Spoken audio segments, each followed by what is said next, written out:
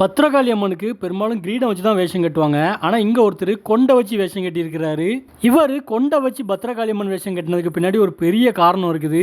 சங்கரன் குடியிருப்பு தசரா குழுவில் கருங்காலி வேஷம் போடக்கூடிய ஒருத்தர் வந்து தீச்சட்டி எடுக்கிறாரு. தீச்சட்டியை வழக்கமும் செஞ்சிட்டாங்க. ஆனால் அவருக்கு வந்து சாமி இறங்கவே இல்லை. என்னெல்லாமோ பண்ணி பார்த்துருக்குறாங்க. கடைசியில் அந்த பத்திரகாளி அம்மன் வேஷம் போட்டவர் வந்து சாமியை இறக்கி விட்றாரு பாருங்க.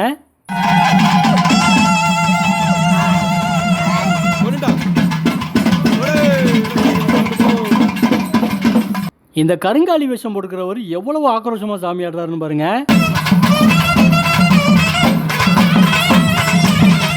தீச்சட்டி எடுக்கிறதுலாம் சாதாரண விஷயம் கிடையாது. கொஞ்சம் நேரத்துக்கு மேலே கையில் வச்சுருந்தோன்னா கையெல்லாம் பொத்து போயிடும். கொஞ்சம் நேரம் தான் தாக்கு பிடிக்க முடியும். அப்போ வந்து சாமியோட அருள் இறங்கிருந்துச்சி அப்படின்னா மட்டும் தான் ரொம்ப நேரம் நம்மளால் கையில் வைக்க முடியும் அப்படின்னு சொல்லுவாங்க. அதனால தான் பெரும்பாலும் தீச்சட்டி எடுக்கிறவங்களுக்கு கண்டிப்பாக சாமியோட அருள் இறங்க வைப்பாங்க.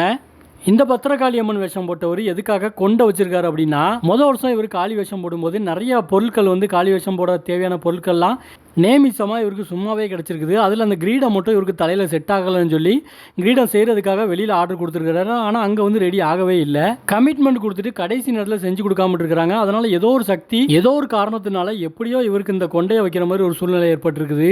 இந்த பத்திரகாளி அம்மன் வேஷம் உண்மையிலேயே ரொம்ப ரொம்ப அம்சமாக இவருக்கு அமைஞ்சிருக்குது.